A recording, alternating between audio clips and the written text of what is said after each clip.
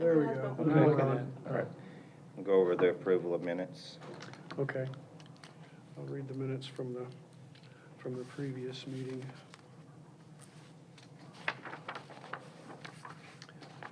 Regular meeting, the Historic Zoning Commission was called to order at 5 p.m. in the City Hall boardroom with Chair Rick Cook presiding. In attendance were Codes Director Brittany Fisk, Sarah Adams, Ellen Briggs, City Planning Commissioner Ken Suberling, Mayor Joey Hobbs, and Norm Vetter. Absent were Alderman James Threet, Ray Amos, and Will Painter. Minutes of the previous meeting from December 2024 were read and approved as submitted. Under new business, Mr. Philip Callahan, President and CEO of People's Bank and Trust, attended in response to a previous request to be given the opportunity to provide additional information specific to the proposed LED signage to be erected as part of the planned and approved new construction of an ATM at the corner of West Main and South Irwin Streets. See the minutes from December 2024 meeting. At this meeting, Mr. Callahan distributed a dimension drawing of the proposed sign and pointed out that while it's similar to the design of the sign at the bank's main office on Hillsborough Highway, it is in fact smaller. He assured the group that apart from the business name, no advertising specific to the business itself would be programmed to appear. He expressed his desire for the sign to contribute to the downtown area of Manchester by displaying various and timely information specific to the area, such as the Safe on the Square event and so forth. Mr. Joel Lawrence, project manager from Cook Neon Signs and Service, interjected additional details stating that the sign could be programmed to change the information on the display without animation, color change, flashing light, change in intensity, and so forth, as forbidden in the historic zoning ordinance. Ken Suberling responded stating that while the monument portion of the proposed sign is, quote, wonderful, classy, close quote, the LED component does not contribute to the historic fabric of the zone. Furthermore, it is the Commission's charge to maintain that historic visual quality, and therefore he was opposed to the deployment of the LED component. Ellen Briggs reminded the group that the wording of the ordinance specifically prohibits signs that change as part of its design. She reminded both Mr. Callahan and Mr. Lawrence that our or the Commission's responsibility is to enforce the ordinance as worded. Opening the floor to public comment, Rick Cook acknowledged the request from Larry McIntosh, President and Board Chair of the Coffee County Historic Society, to read a letter from the CCH Board specific to the proposed signage under discussion. The content of that letter is included here, and I'll read it. To the Manchester, Tennessee Historic Zoning Commission, Rick Cook, Chairman. Okay. The Board of Coffee County Historic Society is pleased to welcome People's Bank back to the historic Manchester Square. People's was an integral part of the life of downtown Manchester for many years and will no doubt continue its good service to the city's citizens and visitors with its new ATM to be built on the corner of Irwin and Main Streets and bordering US Highway 41. This location is within Manchester's historic district. While we recognize the bank's long history of service to the Manchester community, the Board of the Coffee County Historic Society asked the members of Manchester's Historic Zoning Commission to deny People's request for a variance to City Ordinance 14621, which establishes the city's historic zone as well as the procedures for the zone's implementation. The moving lights of the proposed digital LED sign at the People's Bank ATM are in conflict with City Ordinance 14621 subsection 7G1, which prohibits signs with lights that flash, scroll, or change colors. Furthermore, since granting a variance can only be accomplished through the changing the current language of the ordinance and would require approval by the Manchester Board of Mayor and Aldermen, this change would set an untenable precedent of changing the ordinance on an ad hoc basis. The Society's board foresees the ATM as a positive addition to the square that will be a complement to the local shops and restaurants in the downtown area, and is pleased that the ATM has been approved by the Historic Zoning and City Planning Commissions. Respectfully, Coffee County Historical Society Board, Larry McIntosh, President and Board Chair. That's the end of the letter. Norm Vetter requested clarification for Brittany whether it is or is not within the purview of the Commission to issue a variance to the ordinance. Brittany confirmed it is not and stated that if any variance is to be obtained, that at the very least the City Planning Commission must review the request. Ken, speaking as a member of that group, stated it is very unlikely that a variance would be issued based upon the narrow scope of previous cases wherein a variance was issued. Norm moved the portion of the previously submitted COA specific to the proposed LED be denied, while affirming that Mr. Callahan has the right to appeal to the Planning Commission. Ellen seconded the motion, and the motion passed with unanimous voice approval. Under old business, Ken Suberlin commented that the current wording in the ordinance specific to lighted signage is in need of clarification. Norm suggested this be included in the next meeting's agenda, and the commission take action from there and not in response to any single COA, either past or future. Also, election of new commission officers will be placed on the agenda for the next meeting.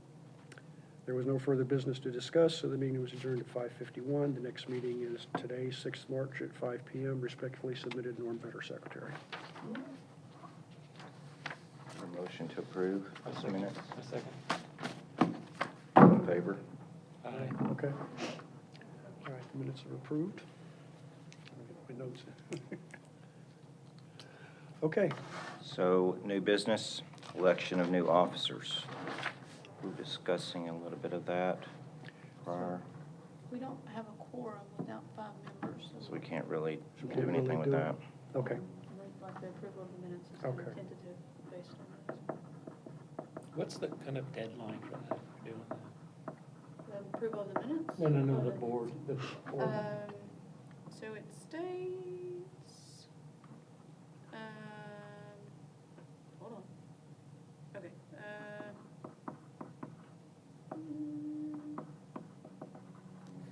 So I guess Does it- business is kind of mute right now as It well. doesn't necessarily have a deadline for that, Oh, okay.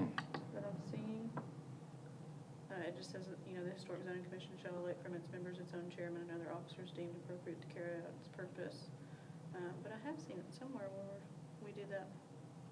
It used, Has it passed, or do they give us a little bit of a window to kind of get it done, or, I mean, now that, I don't know the answer to that. I do know that we used to do it, this was years ago. It seems like most of the terms expired in July. That seems to be when they all expired, or somewhere around in there. That's when new ones were appointed and new people came on. And so we, based upon that, we kind of used July as the, So like under As the appointment to Historic Zoning Commission, the members of the Historic Zoning Commission shall be appointed by the mayor, subject to confirmation by the city council of Bowman, on the first Tuesday in September as current terms expire. However, people resign and things through it, so like our terms aren't all in September. But there's 2 of them ending this July, and then the rest of them are all September, except Ken, you're in October of 27. okay. So, I can't find where it states when we're supposed to elect the officers. so will this be a kind of a recurring thing on the agenda until we get a quorum? Yeah, so like the planning commission has bylaws, and we do it in January every Okay. year. All right. So, just kind of Okay. thought it'd be good to follow suit and to do that annually here with this commission as well. And I can't think of a time that we've done it in a while, so. Yeah, it has been a while. Might want to renew those appointments. It has been a while. Yeah, so with that, no quorum, are you all to? Yeah, adjourn? that's what I was gonna say, there's no point, can't do old business. Does anyone have anything else? Was part of the agenda to discuss this wording of signage? Yeah, Well, yeah. Just changing the zoning ordinance if we had a quorum, but we put that on there. I took the initiative to put it on there because every time this comes up, we stumble on it. We discuss it. What does this really mean? What should we be doing? And we always end up tripping on the wording in here and not really knowing what to do. So Any sense of other historic areas out there and how they're facing some of this stuff? that's a good question. That's a very good question. Because I thought I might dig in and do a little research and find out some of the wording of some of the ordinances of other historic zones, not only in Tennessee, but just around the country, and see how are they actually handling this? What are they doing? Okay. possibly Warren County, Warren County. neighboring counties would be, and yeah, sure, out of state as well, but Yeah, well, the reason I mentioned out of state is because I know I lived in Portsmouth, New Hampshire for 21 years, and that is a very, very active and very driven historic zone with some real teeth in the ordinance. I mean, and they really enforce it. And I would like to go back and find out what theirs says particular to this. I do know that they do cover signage for sure. They absolutely do that, as well as a lot of other stuff. But that's, at least look that one up. But I know the others around the country, yeah, Warren County would be good. Some of the others, yeah, would be great. So I'd like to find out So how they Brittany, word it. question for you. How extensive is the signage piece in our requirements for the historic district? Is it a couple of pages? Is it two, Yeah, 3 pages, well, 4 pages? I think I provided it. on the So top. that's it in its total? Yeah, it's like 3 pages, Okay. Two. So, 2.5. question, 2.5 pages, yeah. if you're outside the historic Mhm. zone, is it much more extensive, the Yes. signage requirements? Yeah, It is. yeah. Okay, so we have kind of a little excerpt pulled out specific to the historic nature of the Mhm. square in the historic district. Yes. Got it, got it. Okay. So next month, I will probably have assigned myself for a COA for the new building. I was telling Lauren that I kind of failed and didn't get it on this agenda. It didn't occur to me till this morning that I could have done that. So, I mean, the codes department is most likely moving Okay. to a new building, and it's in the historic zone. Oh, really? Yeah. Oh, cool. I think all, I think all of the previous signage for that building has actually not been approved through this commission, but I'll Yeah. change that and Thank you. bring Okay. my signage through this commission. You know, the little bit of driving around, looking at sort of illuminated signage, Yeah, there's a tremendous difference between signage that was designed and created in the last few years versus something that happened 20 years ago.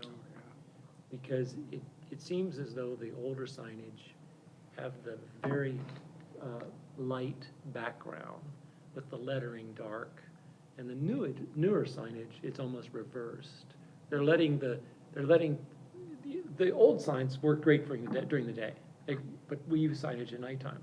We light them up and they're internally illuminated, and so some of the signs that I've seen around town that are the newer signs are actually they're done quite nicely. They're actually very attractive. And I think it's because they're using a dark background and it's not so glary, you know, if that's a word or not, but, you know, it's not so, you know, intense or whatever versus some of the older signage in town. So I think with some creativity, I think that people could come up with some nice signs and be internally illuminated. And, you know, I think we could figure out a way to kind of work that into our district if it made sense. I think, it's really a matter of how it gets worded and.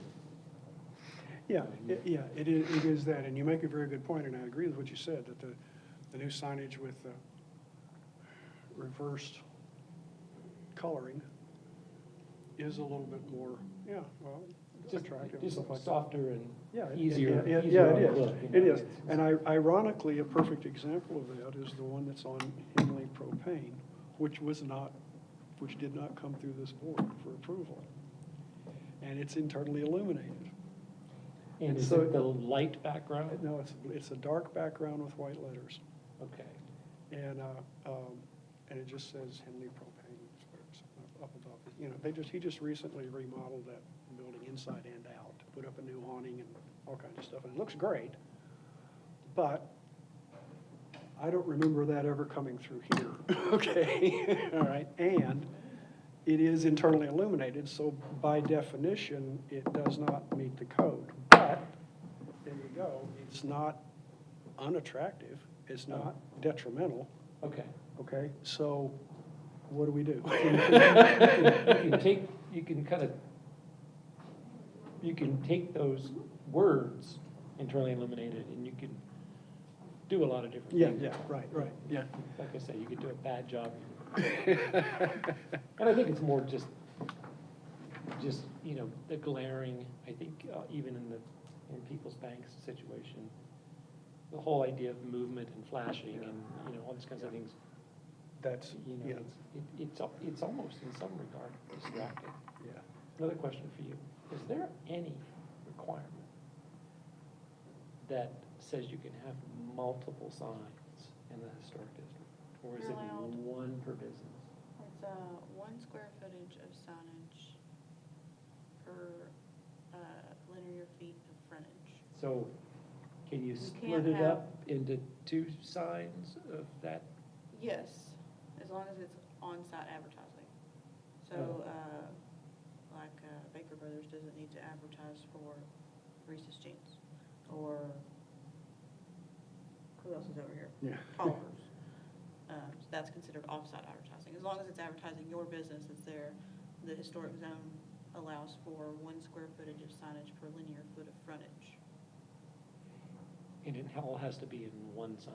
You can't- you No, can't it can be fit- in multiple you signs. can So like, divvy it up. I think, I want to say the employment agency inquired about, I think I had stated to them that they could do more because they are on a corner. So they have the 2 lot frontages. I got it, okay. Yeah. Okay. I just was curious for clarification. Anyone motion we adjourn? I'll make a motion, we adjourn. I think we're good. Okay.